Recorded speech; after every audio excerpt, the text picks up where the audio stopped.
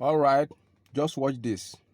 This morning, we have just raised the flag with the Confederation anthem, which, as you know, is yet another important step that we are taking in our union,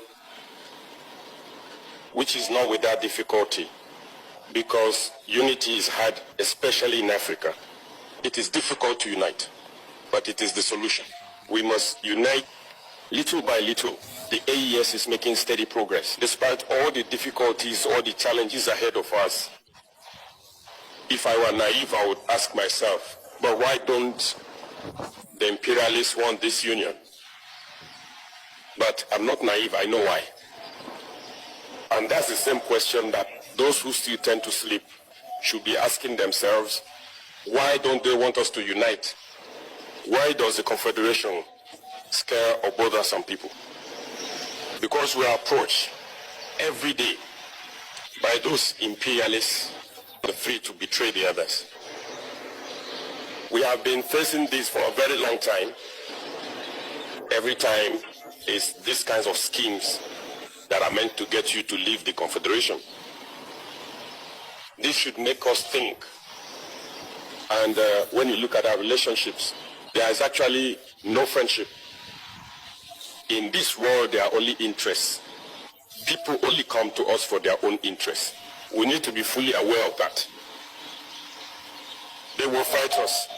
They will keep fighting us, but we will come out victorious and strong.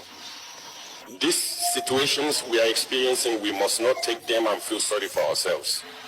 On the contrary, they should make us stronger. We must come out of this war very strong. Understand why we have been so heavily attacked, toughen ourselves, and make sure that in the centuries to come, we never experience this kind of situation again. That is what we need to keep in mind. So, I invite everyone to redouble their efforts, because Burkinabés are known as very courageous, hardworking, and resilient people. And these values, we must work to improve them. Wherever you go in Africa or even in the world, you will find Burkinabés. And it is these values that define and identify Burkinabés. So we must do everything possible to be men of integrity, as the name of our country suggests, to be courageous, resilient, selfless people, and to redouble our efforts in everything we do for the well-being of Burkinabés, but also for the well-being of our confederation. That is very important. And once we have reached a certain level, you will understand even better why we were being fought against. Because our country is rich in its human value, rich in its moral values, but above all, rich in its underground resources.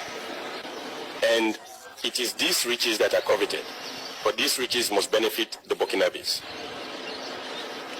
Nothing has really started yet in terms of exploiting natural resources, and therefore, in terms of redistribution to the popular masses. We can change the face of our country. We can move out of this situation of underdevelopment and very quickly become an emerging nation. All it takes is work. Everyone needs to get involved. Just as the fighters are sacrificing themselves on the front lines, we must also be able to make sacrifices within the administration. We need to make sure that we work beyond what we are used to push our abilities further. Because, as I said, we need to move very quickly.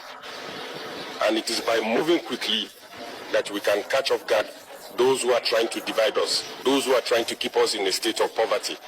The Burkinabé is not poor. I am telling you, I am repeating it to you, we are very rich. And that is our main problem. It is because of this wealth that they do not want us to first realize that we are rich and to be able to exploit our resources. And beyond the Burkinabé, the entire Sahel is rich, immensely rich. And I know that all of you know this. The Sahel will not remain poor. We will continue on our path, continue building the AES to be strong, resilient, to make the AES a space of complete security, to be able to properly exploit our resources so that they can benefit our popular masses.